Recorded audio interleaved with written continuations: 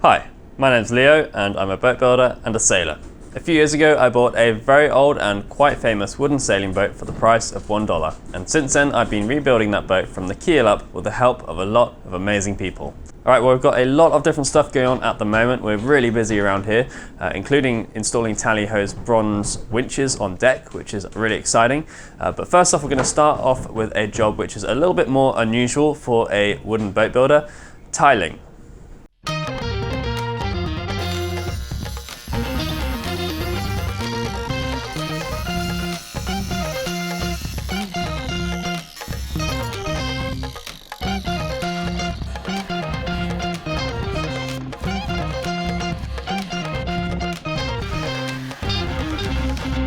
Buddy, what are you doing?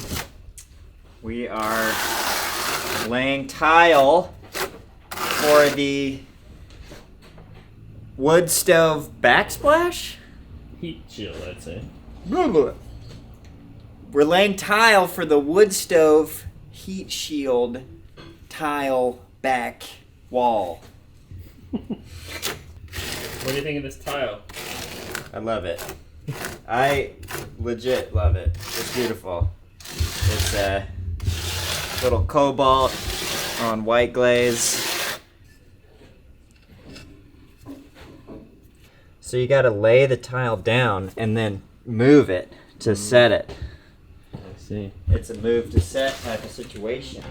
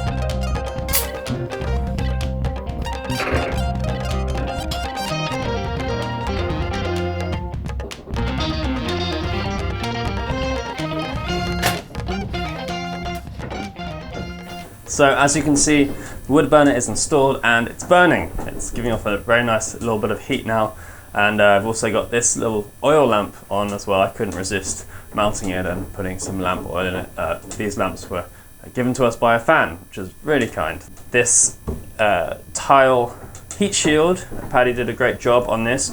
It's got an air gap behind it here, and all the tiles are mounted on hardy board, a cement board, which is a very, very good insulator. So I'm not worried about the wood getting too hot at all. Flue goes straight out through the deck, through a nice smoke head there, and the stove seems to be really efficient. I'm sure some people might be a little surprised to see a wood burner on a wooden boat, but it's actually pretty common. I think almost all the boats I've lived on, which have mostly been wooden boats, have had wood burners on board, and it's just such a nice atmosphere, a nice heat. Of course, on this boat, we're lucky enough to have another source of heat, the ITR Hurricane Zephyr, the diesel heater, which I'm really pleased with. But it's nice to have two sources of heat, and it's really nice for the atmosphere. And I'm just so used to, when I've been on wooden boats, having a fire that I didn't want to go without. So it's a bit of a luxury, this wood burner, but I'm really glad it's here. I think it's going to make this whole area such a nice place to hang out in on a cold winter's evening. Now there's lots of other new stuff in the boat right now, and I'm going to show you some of it. Up here behind me we've got the mast wedges. So Bob did a very nice job making these mast wedges, and they're made of yellow cedar. There's a few different schools of thought about what's the best sort of timber to make these, but we've gone with a soft timber in the hope that that will protect the mast itself from getting damaged. And yellow cedar is a very rock resistant softwood, which is good for this. Now the purpose of mast wedges, of course, is just to wedge the mast in place between the mast and the mast partners, part of the deck structure here. But there's a few little intricacies which go into making some nice mast wedges. So Bob has made these all come down to more or less exactly the same height, which is nice because they're not necessarily all exactly the same thickness. He's put some nice detailing on here, it's very pretty, and then these little slots allow any water to drain out. So above deck there's a mast boot, which is well, it's not there yet, but it will be a piece of canvas that is sealed around the mast and then goes down to the mast collar, which is a bronze, in this case, ring on deck. So the mast boot seals that gap between the deck and the mast, and but if water does get in there for some reason, it should just drain out of here rather than sitting up there and causing damp and rot. Bob also made some cleverly shaped little notches in the mast wedges just above deck, which will come in handy when trying to lever them out, if we're trying to remove the mast for maintenance, and also for hammering them back in.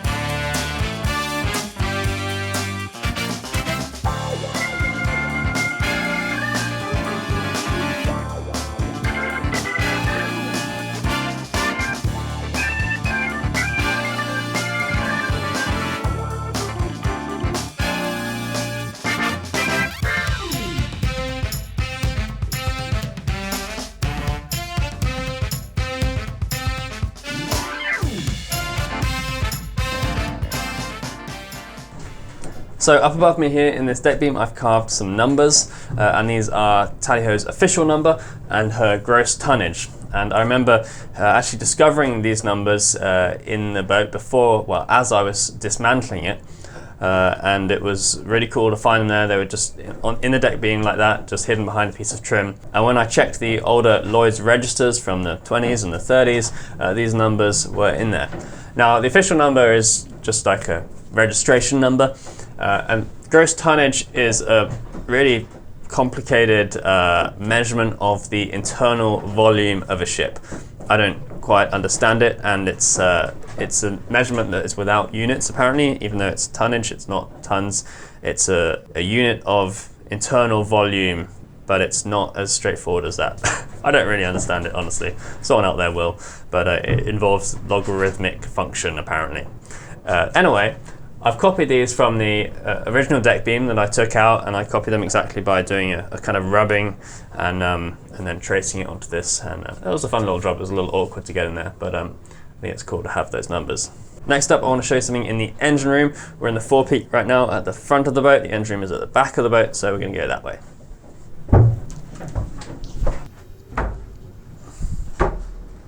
Okay, well now we're in the engine room underneath the cockpit at the stern of the boat.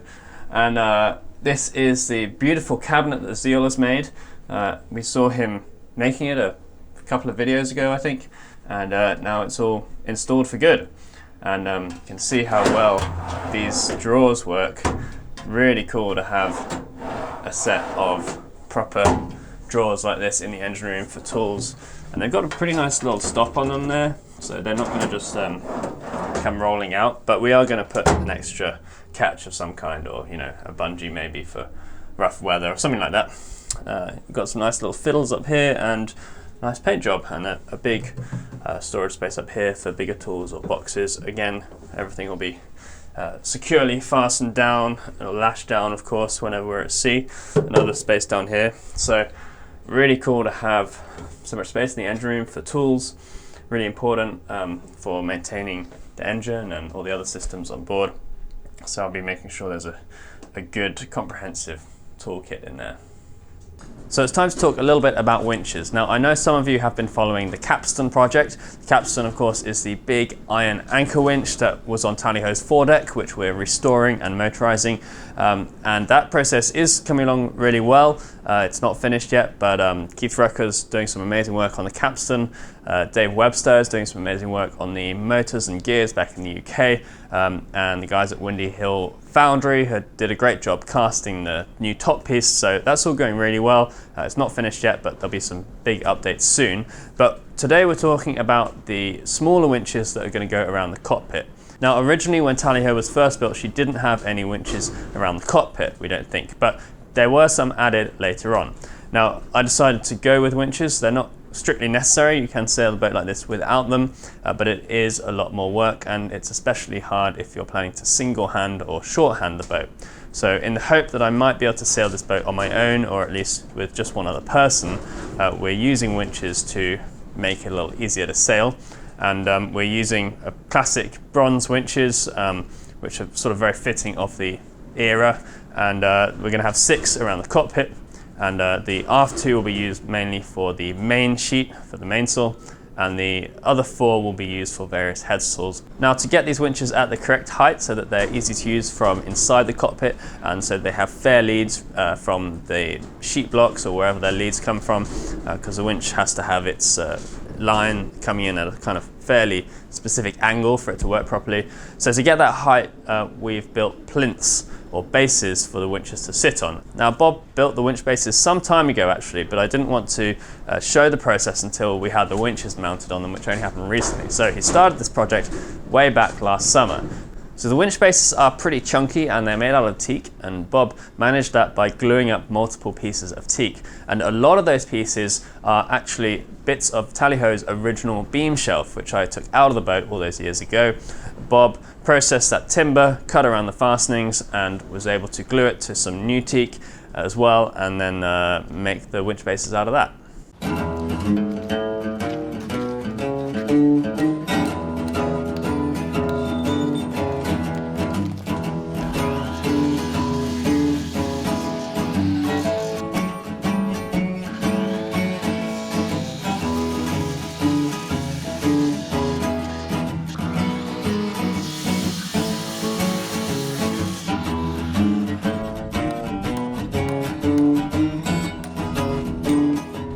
This was wrought iron in teak, driven 110 years ago. You can see the part that was in oak versus the part that's in teak. May as well have gone in yesterday.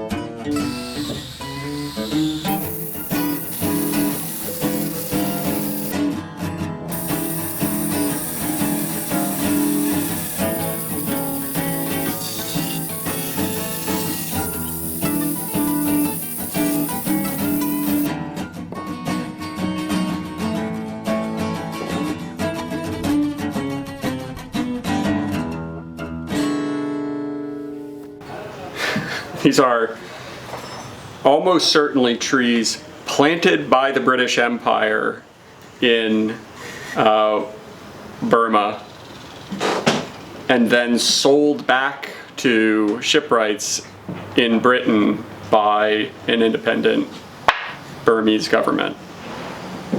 Which is a really interesting story. 1910. So they're probably planted by the British in the mid 1700s, say? Probably at like the end of the 1700s or the early 1800s. I think it was like right around the turn of that century. Yeah. Somebody will fact check me in the comments, I'm sure. Yeah.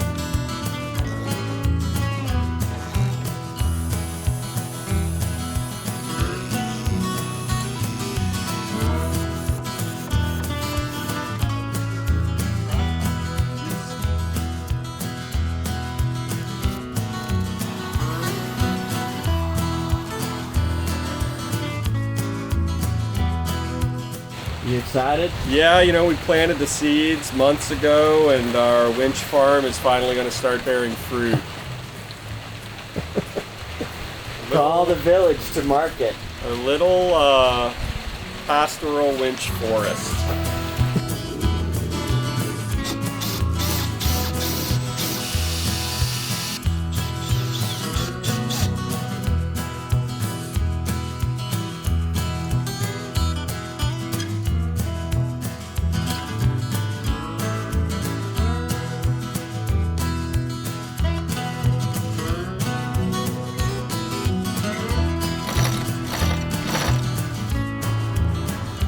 It's on there pretty tight there, bud. Yeah, where's that thing going? Nowhere.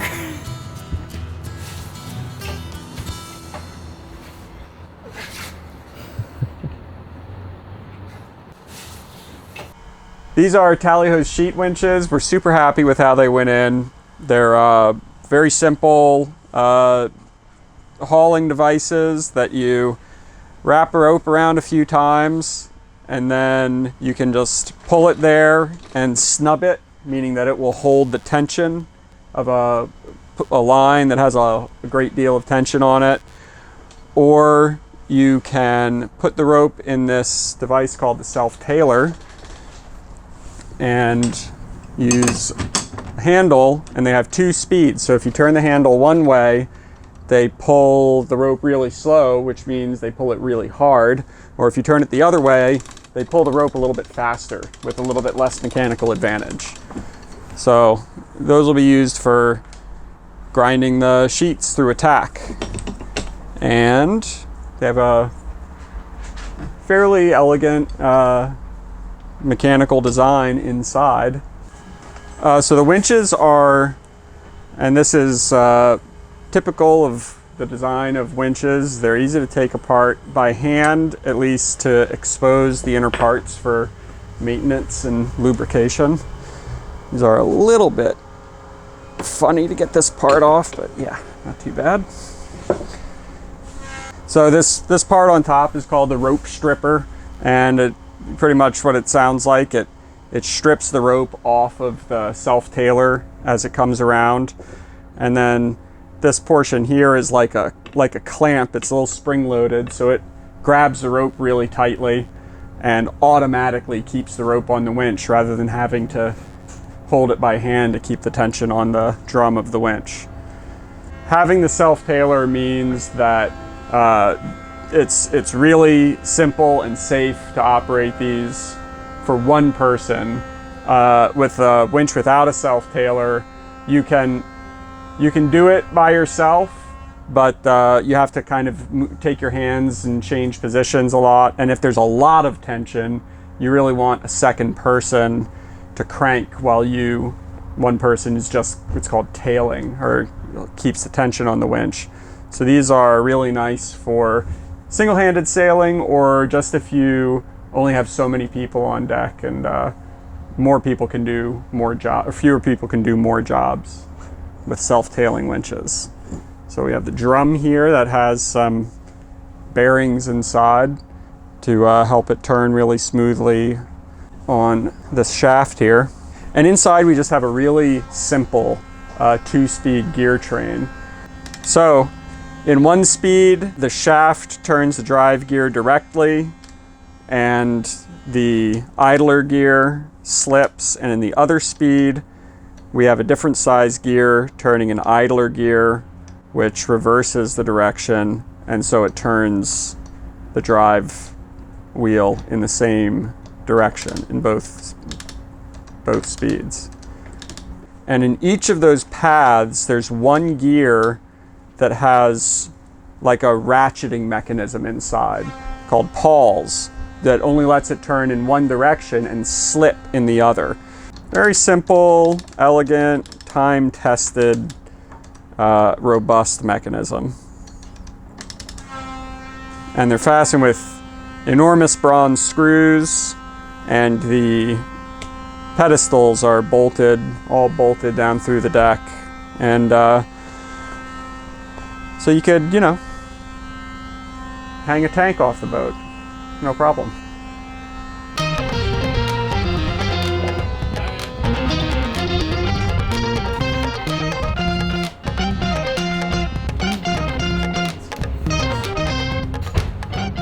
So the winches are installed on deck, and I think the whole arrangement looks really great. Bob did a beautiful job with the teak plinths, and the winches I'm sure are going to work really well. Now these particular winches are from a brand called Wilmex. They come from Poland. They are very good value winches, and Wilmex did give us a good discount, so thank you. Now all the stuff that's going on inside the boat is very exciting as well. The Woodburner looks great, and all the other stuff. There's so much more going on now, and I'm going to be trying to pack that into all the videos that are coming up soon. But for now, thanks a lot for watching, and a massive, massive thank you to everyone who has donated or otherwise supported this project. It does make a huge difference. It means we're able to keep on doing this work, and I'm able to keep on making and editing these videos. So I really, really appreciate it. I'll see you next time. Cheers.